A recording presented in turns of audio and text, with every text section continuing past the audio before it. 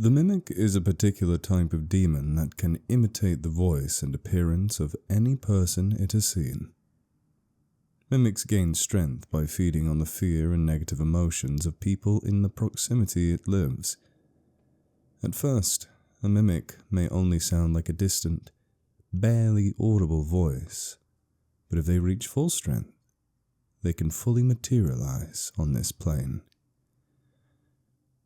Jamie was 11, and his younger sister Megan was 3 when their family moved to the house.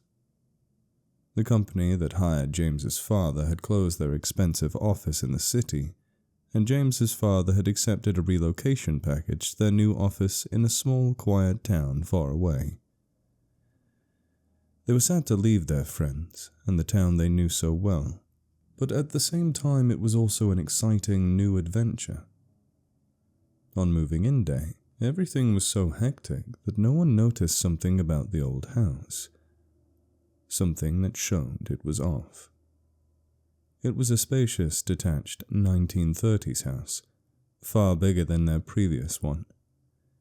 It had high ceilings with ornate plaster moldings that at one time held glittering chandeliers. In its day, it must have really looked something special. Today it looked okay, but with the smell of fresh paint intermingling with the musty smell of age, it was clear the absolute minimum amount of work had been done to keep the property going. Once the hubbub had died down, though, and Jamie found himself alone in his room, he noticed that something wasn't right. The house felt eerie, cold, and generally spooked him out. He kept looking up, expecting to see someone else, or something else nearby, only he couldn't see who or what. He put it down to the new house jitters and busied himself with unpacking boxes. As he reached out to put some of the boxes onto the shelves, he thought he heard the sound of whispering voices. His parents and sister were downstairs, so he crept quietly out into the landing, following the sound of whispering coming from one of the rooms on the other side. The door was closed, yet he put his ear against it. "Jamie, Jamie," called a voice. "Come here, Jamie." It sounded like his mother. Jamie turned the black round door handle carefully and opened the door. The room was empty apart from a dusty rocking chair in the corner. The voice had stopped. He noticed that the sash window on the other side was slid down closed, but the latch was still open. Perhaps someone had been in here, Jamie thought, and walked across to the window. Just as he had latched the window, he heard a creak and watched as the rocking chair started to rock, with no one in it or nearby. It rocked slowly at first, and then harder, before the door slammed behind him, shutting him in the room. "Jamie," the voice called again. He felt himself frozen, unable to move, looking around for the voice and seeing nothing, but it seemed to be louder from the direction of the moving rocking chair. Finally, he snapped himself out of his stupor and ran for the door, closing it firmly behind him and turning the key. Right from the first day the family had moved in, Jamie's little sister Megan had been playing with a new imaginary friend. Jamie thought it was strange, because Megan hadn't had any imaginary friends in their old house, but his parents just put it down to the stress of the move and having to leave her friends behind. The move didn't seem to be taking well to his sister. She seemed pale and tired all day with deep dark circles around her eyes. Jamie asked Megan at breakfast one time if she had slept well the night before, and she said no, because her friend Peter was sitting on the bed talking to her and keeping her awake all night. "Who's Peter?" Jamie asked. "My friend," Megan said. "I told you and Mom about Peter. He's the little boy I play with." Ah, the imaginary friend, thought Jamie. But then Jamie recalled the day that he'd come to view the house, before they'd moved in, and another family had still been there. They had a little boy, probably a bit older than Megan's age, and he was called Peter. He'd had dark hair and was wearing blue shorts. Jamie thought that Megan must have remembered him from the house viewing, hoping it was nothing to do with the strange things he'd experienced himself. One day, Megan was in the main living room, sprawled on the rug with all her bricks and toys surrounding her, chattering to herself like she usually did, when Jamie walked past the mirror above the fireplace and caught a glimpse of another child playing with Megan. A small boy wearing blue shorts and a white t-shirt. Jamie turned away from the mirror, looked at Megan on the rug, but couldn't see the boy there. The room felt cold once again, and Jamie felt like something else was in there with them. "Who are you talking to, Megan?" Jamie said. "Peter, of course." "I can't see anyone there. What color shorts is he wearing?" "Blue," she said, not looking up at him. Megan then picked up a doll and held it for her imaginary friend to use. "Peter needs to go home now," Jamie said sternly to Megan, and whatever else was there with her. "His mom will want him back for dinner." "He doesn't need to eat, silly," Megan just retorted, and Jamie felt a shiver run down his spine. When Jamie looked back in the mirror, the boy's face turned to look at him in the reflection.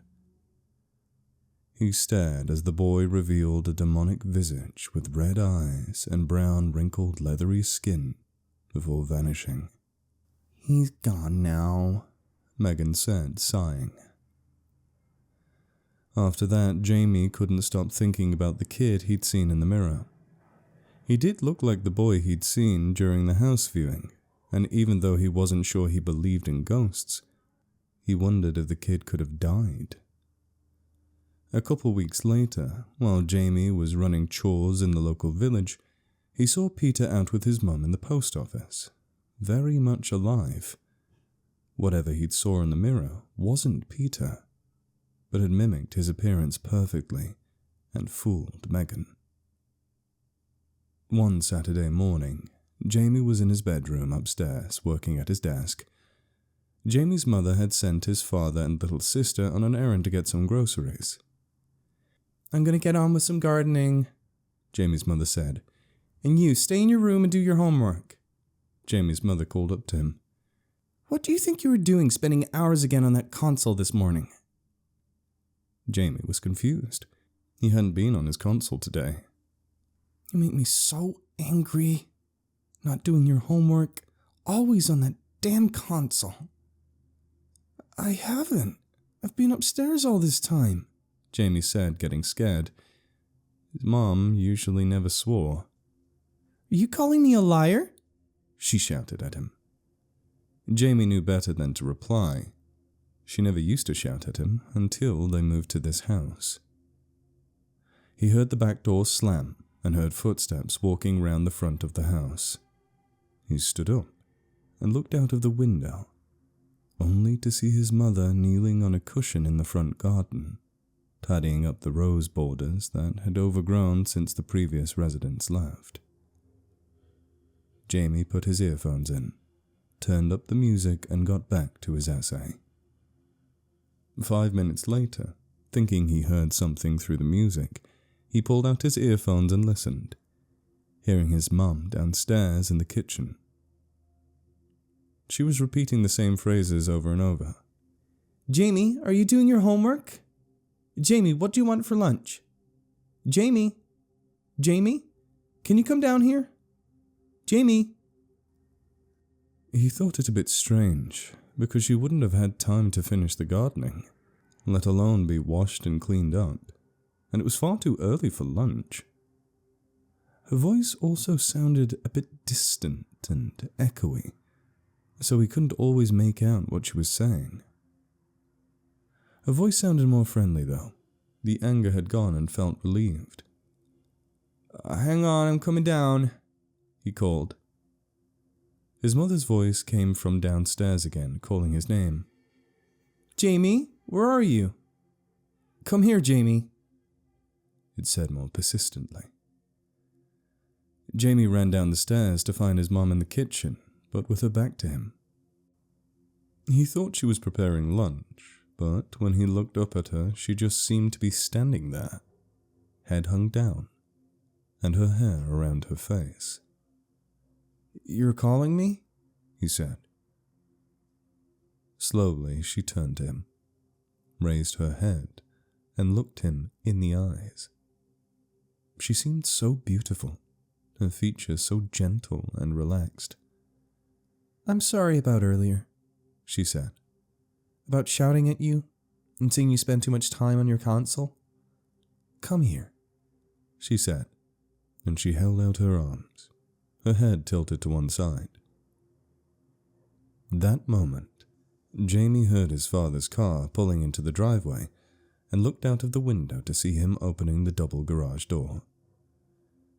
Jamie felt himself in a trance and walked over to her. She wrapped her cold arms around him, and he sank into her, feeling like nothing else in the world existed right then. The front door opened, and Megan ran into the hallway, the clatter of her shoes on the wooden floor. His dad came in carrying bags of groceries and saw Jamie floating in the air, unconscious. His father ran towards him, letting the bags of groceries fall, as his son was dropped to the floor from a great height like a rag doll. He looked around the kitchen, but nothing was there. His mother ran in through the front door, gardening gloves on and secateurs in one hand. She had been tending the rose borders in the front garden all this time. Jamie opened his eyes to see his father and mother kneeling over him, looking worried. At night, the uneasy feeling didn't go away. Jamie's parents slept in the large bedroom downstairs, and he and his sister slept in two of the bedrooms upstairs. Their cat Tigger used to sleep at the bottom of his bed, a constant, comforting weight warming his feet. Jamie woke up with a start one night to hear Tigger hissing and growling. He could see a silhouette in the moonlight of her fur standing on end like spikes over the arch of her back. She was hissing so forcefully, she was spitting at whatever it was that had caught her attention from the direction of the door, and she jumped to the floor. The moon shone through the landing window, and from his bed, Jamie could see its faint light coming in through the gap underneath his bedroom door. He watched as movement outside his door blocked the light from the landing window. He hoped it was his parents checking up on them, but all the lights were off, and he knew they were downstairs. Something was there on the landing, but he was too scared to investigate. He just hoped that if he closed his eyes and pretended to be asleep, then whatever it was couldn't see him. Jamie was just about to close his eyes again when he thought he could hear a creaking sound near his bed. He listened harder to see if it would repeat, and his hearing latched onto a pattern, like footsteps moving around his bed.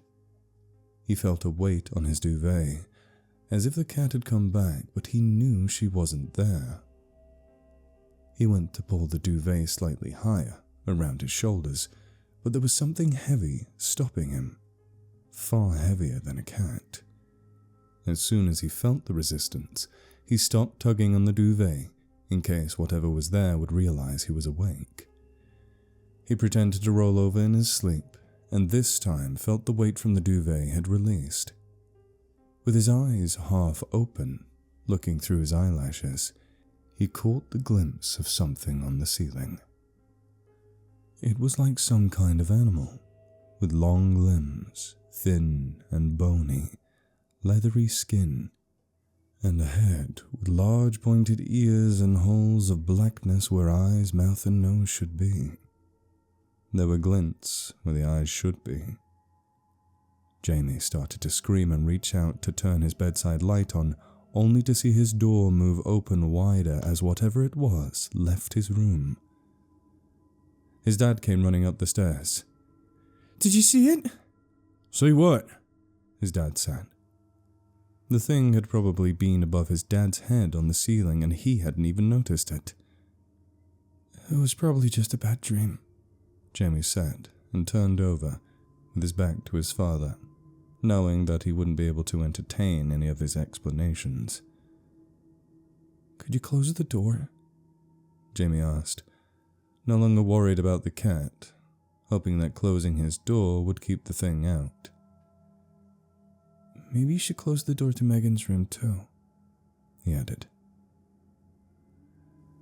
Pretend sleep wasn't a great substitute for real sleep, and soon Jamie was starting to look just as pale as Megan, and the circles around his eyes were just as dark as hers. His mom even noticed and started to give them vitamins every morning. If you guys don't brighten up, I'm going to have to take you to the doctors, she threatened. Jamie's parents started arguing more than usual, and the kids often went to bed to the sound of their raised voices. I don't like this house. There are ghosts here, he said at the dinner table one night with both his mother and father there. Jamie saw the look they gave each other. It was like they knew what he was talking about, but didn't want to say anything in front of him and his sister. There's no such thing as ghosts, Jamie's father said unconvincingly. And that was the end of that conversation.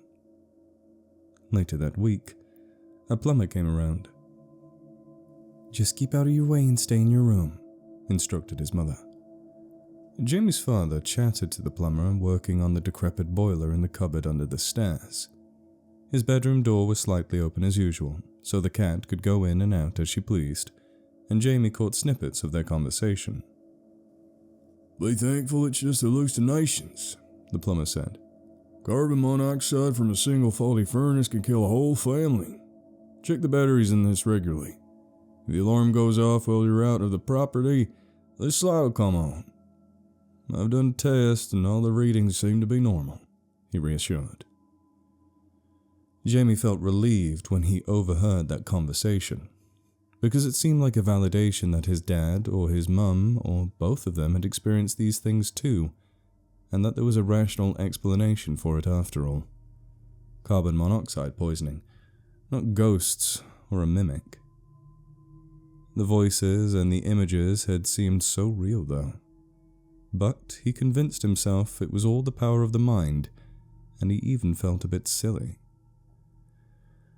For a few days, things were quiet, and Jamie wondered if life would go back to normal. But he could still feel the disturbing atmosphere in the house. Every time Jamie closed a door and was alone in the room by himself, it felt like something else was nearby. For a few nights, Jamie managed to catch up on some sleep and even managed to almost convince himself that the problem had gone. Maybe he just wanted the problem to be gone. Not the same thing, unfortunately. Jamie heard the voice of a woman in his father's office. The door was closed. It was probably locked as usual. But since his parents' arguments had escalated, his father would often just shut himself away in his office. Jamie looked towards the kitchen to see his mother at the sink, peeling potatoes for dinner, with the radio on beside her. Jamie looked through the keyhole to see his father's work colleague sitting on top of him, writhing.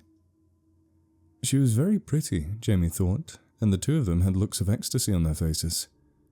The woman's head turned towards Jamie, and he saw her face mutate into a demonic scowl, her eyes glowing red and her facial features contorting. His father looked like he was in a trance, helpless. Jamie tried the door, but it was locked from the inside. Hearing the commotion, Jamie's mother came out of the kitchen, holding her potato peeling knife in hand. "What's going on?" she said as the office door, locked just a second ago, slammed open at an unnatural speed to reveal the scene before them. Jamie's mother stared, unable to tear her eyes away as she watched her husband and his colleague writhing around in pleasure on his chair. "How could you in our own house?" Jamie's mother screamed. Jamie's father snapped out of his trance as the woman climbed gracefully off of him with a mischievous smile on her face. Wait, he said as Jamie's mother ran upstairs, the potato knife still in her hand, and locked herself in the bathroom. A black smoke slinked out of the office, undulated up the stairs and seeped into the bathroom, under the door. Jamie turned to his father's office, but the woman had gone, only the screaming and the shouting from his parents remaining. The shouting stopped, and Jamie's father rattled the bathroom door, trying to open it. "Let me in! Open the door!" he demanded, but there was no reply. The door opened and slammed hard against the wall as Jamie's father stumbled into the bathroom. He turned towards the bath and fell to his knees. "No," he cried, picking up the limp arms of his wife, covered in blood. The potato peeling knife rested on the edge of the bath. Her deathly white face was submerged under the red water, her eyes open wide, staring at him accusingly. He ran down the stairs back to his office, howling in anguish. Jamie had never seen his father so upset. He watched as his father unlocked a drawer in his desk, pulled out a handgun and raised it to his head. "She did this because of me," he said, his mouth contorting in agony with the words. "It's not her, Dad. It's the mimic," Jamie shouted, pleading. "It's been playing tricks on us all this time, trying to get us to hate each other." Slowly, Jamie's father lowered the gun. Jamie's father loaded the last box into the back of their estate car and slammed the boot closed. The family moved out of the rental property, happy to substitute the big house for motel rooms until the paperwork of their new house was completed. At school, Jamie's grades improved, and life seemed to be getting back to how it should have been until Jamie noticed another kid at school, in the year below him, with dark circles around his eyes and looking very unhappy. "Who's that?" Jamie asked his friend. "That's Toby," his friend said. "Moved into your old house. I've got to get to practice. Catch you later," he said, hurrying off. Jamie walked up to Toby.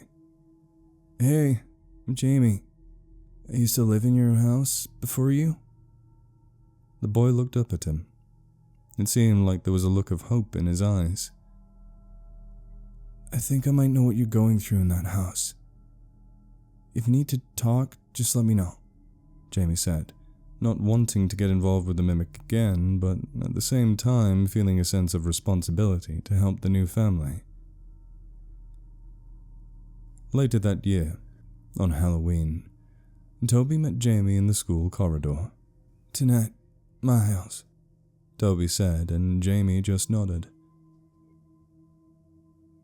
The two boys ran down the steps to the basement of the big 1930s house that Toby's family were now living in. Jamie could feel the memories coming back and tried to suppress the second thoughts he was having.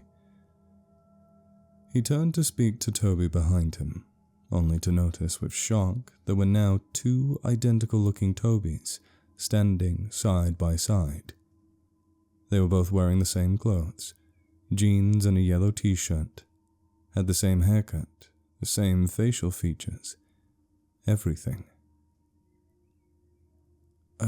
Toby, I think we have some company," Jamie said, looking at both of them and not knowing which of them was the real Toby and which was the mimic.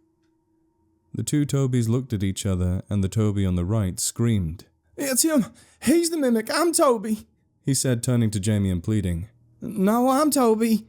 said the Toby on the left, and he started to walk towards Jamie. "Stay where you are," warned Jamie, but he just kept walking forwards. "Don't look in his eyes," Toby warned as Jamie started to feel trapped in its gaze.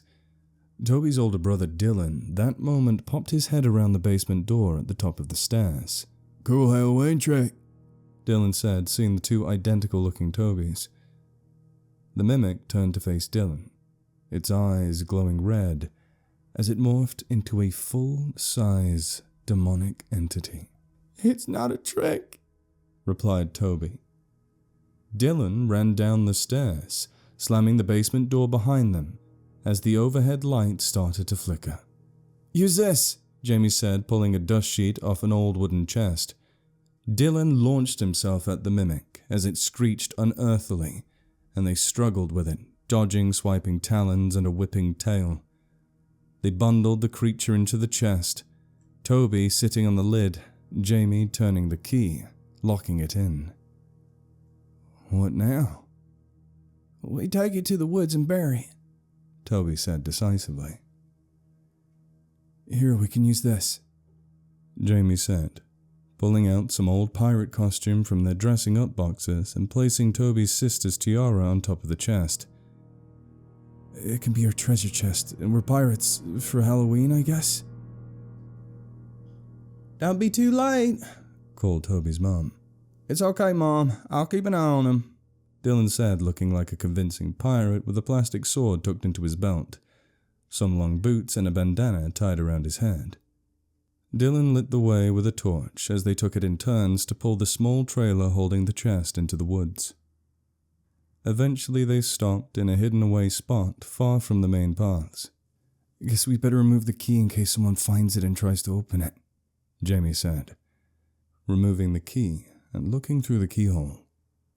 A wisp of black smoke started to seep out through it. It's escaping, Toby said. They watched helplessly as black smoke poured out from the keyhole and swirled above them. A sound like a loud rattlesnake echoed off the trees as it disappeared deep into the forest. Dylan shook the chest. It's empty, he said, surprised. The mimic, it dematerialized. The old house returned to normal after that, and Toby, Dylan, and their family recovered. From that time on, though, any time they heard stories from hunters in the woods about a Wendigo, they just looked at each other knowingly. The mimic was definitely still out there.